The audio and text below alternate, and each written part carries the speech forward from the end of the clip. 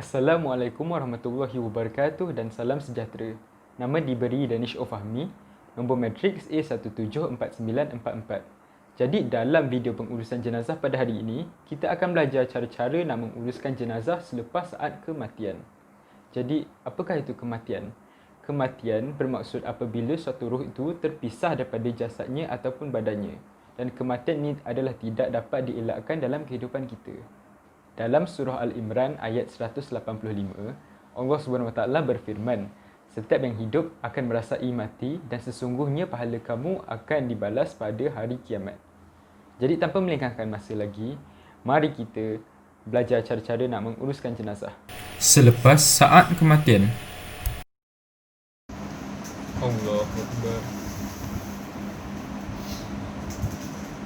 Sami'allahu liman hamidah. Allahu Akbar.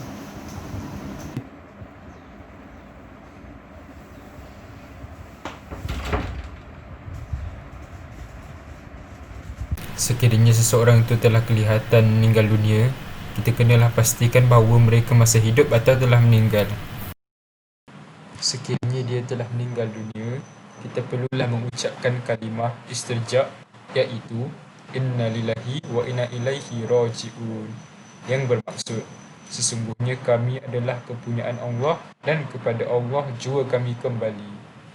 Selepas mengucapkan kalimah istirja', boleh mendoakan yang baik-baik kepada jenazah. Selepas itu, rapatkanlah kedua-dua mata jenazah. Kemudian, senamkan dan lembutkanlah sendi-sendi, tangan dan kaki jenazah menggunakan minyak. Perbuatan ini sunat dilakukan sebanyak 3 kali, iaitu setelah meninggal, sebelum dimandikan dan sebelum dikafankan. Kiamkan tangannya seperti dalam sembahyang dan membengkungkan bahagian perutnya dengan objek yang berat sederhana seperti sebuah buku untuk mengelakkan perutnya daripada kembung.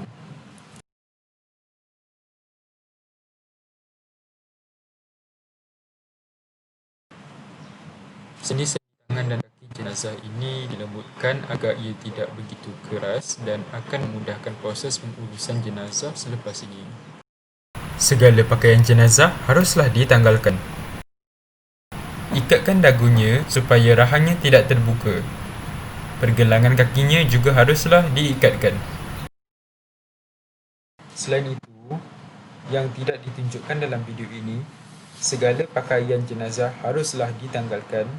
Kemudian, kekotoran dan najisnya perlu dibersihkan dan tubuh badan mayat hendaklah ditutup agar auratnya tidak terdedah.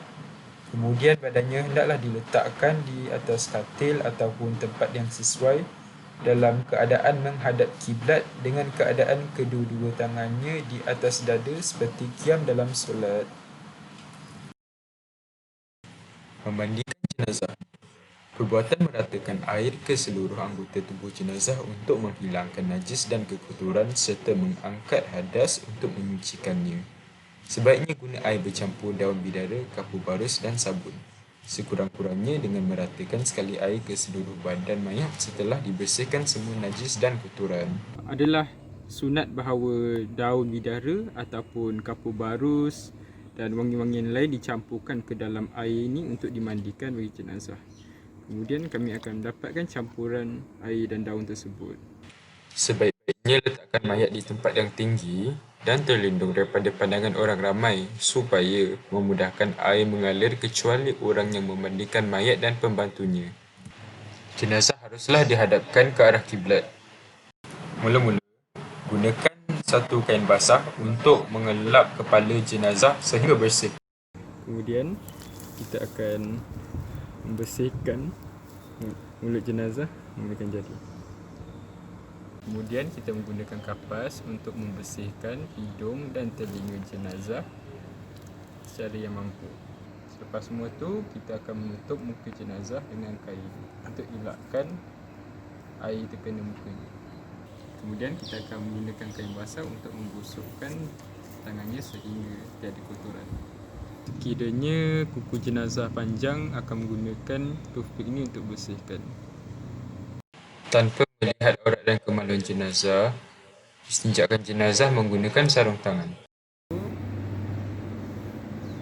bersihkan jenazah sehingga tiada najis. Lepas tu cuba tengok kalau ada apa-apa. Bersihkan najis hingga telah pasti tiada warna, bau atau rasa yang dapat dikesan.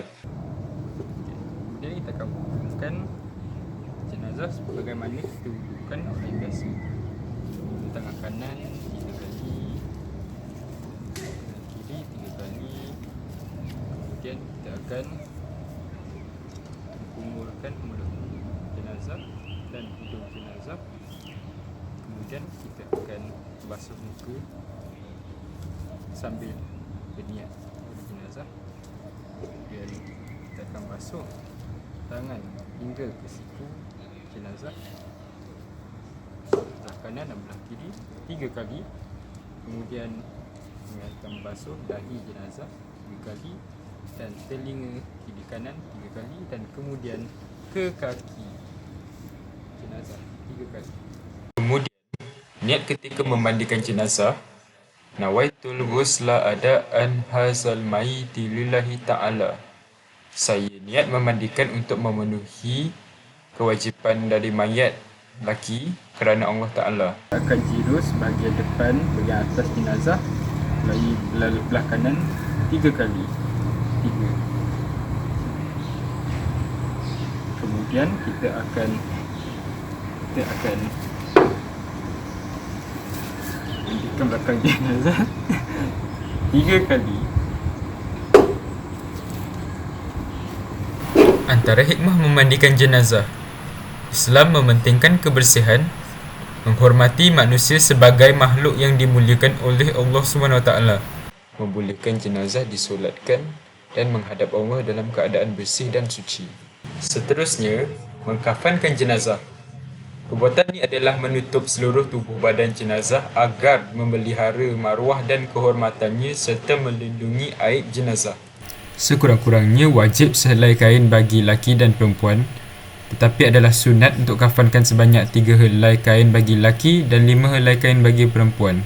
Mula-mula, kain kafan dihamparkan sehelai demi sehelai di atas lantai. Setiap lapisan kain ditaburkan dengan wangian seperti kapur barus dan bau-bauan yang harum, kecuali yang meninggal dalam keadaan ihram. Ini adalah kapas. Kita gunakan tisu sebagai kapas dan kita akan hamparkan ke atas kain kafan. Letakkan tangannya pada kedudukan qiyam dan lengannya selari dengan rusuknya. Kemudian kami akan menggunakan kapas untuk menutup rongga telinga jenazah. Kami akan menggunakan kapas untuk menutup hidung jenazah juga. Kemudian kami akan membalut jenazah pada satu badan 3 kali. Hikmah mengkafankan jenazah: memelihara kehormatan dan kemuliaan jenazah, memberi keinsafan bahawa manusia itu sama di sisi Allah SWT kecuali orang yang bertakwa, menutup aib jenazah. Kemudian, solat jenazah. Antara syarat sah solat jenazah adalah jenazah telah dimandikan, dikafankan dan berada di hadapan orang yang solat jika jenazah berada bersama, melainkan jenazah gaib iaitu tiada mayatnya seperti difatwakan mati walau tiada jasadnya. Orang yang mati syahid tidak perlu disolatkan. Kedudukan jenazah lelaki iaitu kepalanya berada di sebelah kiri imam bertentangan dengan imam, manakala bagi jenazah perempuan kepalanya di sebelah kanan imam, pinggang bertentangan dengan imam. Saf solat jenazah, sunat membentuk 3 saf dan meluruskannya. Setiap saf sekurang-kurangnya terdiri daripada 2 orang dan boleh dilakukan secara berjemaah atau berseorangan. Cara rukun solat jenazah adalah niat, berdiri bagi orang yang berkuasa, 4 kali takbir, membacakan Al-Fatihah selepas takbir pertama, berselawat ke atas Nabi selepas takbir kedua, mendoakan mayat selepas takbir ketiga, memberi salam selepas takbir keempat. Dimulakan dengan niat usalli ala hazihi maiti arba'a takbiratin fardha kifayati lillahi ta'ala. Allahu Akbar. Selepas takbir pertama, bacakan Al-Fatihah. Allahu Akbar. Selepas takbir kedua, baca selawat kepada Nabi. Allahumma salli ala Muhammad wa ala ali Muhammad kama sallaita ala Ibrahim wa ala ali Ibrahim wa barik ala Muhammad wa ala ali Muhammad kama barakta ala Ibrahim wa ala ali Ibrahim fil alamin innaka Hamidum Majid. Allahu Akbar. Selepas takbir ketiga, bacakan doa. Allahumma fillahu warhamhu wa'afihi wa'fu anhu. Allahu Akbar.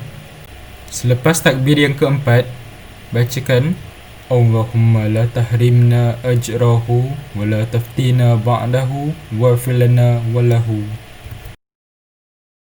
Kemudian memberi salam.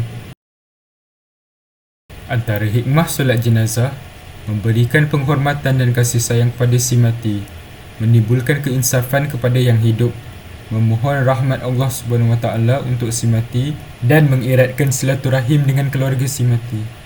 Langkah terakhir adalah mengebumikan jenazah. Tujuannya adalah untuk menjaga keselamatan, maruah dan kehormatan jenazah. Antara syarat pengebumian adalah masa pengebumian harus dilakukan bila-bila masa, tetapi makruh dilakukan pada terbit matahari, matahari tepat atas kepala dan terbenam matahari. Harus menguburkan beberapa jenazah dalam satu kubur. Sunat meninggikan tanah perkuburan sekadar sejengkal.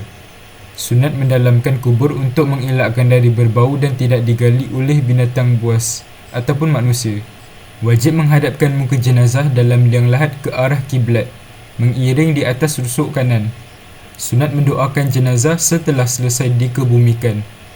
Menziarah orang mati adalah sunat. Apabila menziarahi, ucapkan tahziah pada keluarga si mati dan menasihati mereka supaya bersabar, membaca Al-Quran, tidak berbual kosong, mengiringi jenazah ke kubur. Cara mengebumikan jenazah. Mula-mula, menggali kubur dengan kedalaman yang sesuai supaya tidak berbau dan tidak boleh dikorek oleh binatang buas. Kedua, jenazah dimasukkan ke dalam liang lahat. Kemudian jenazah diletakkan dalam keadaan mengiring di atas rusuk kanan menghadap ke arah kiblat.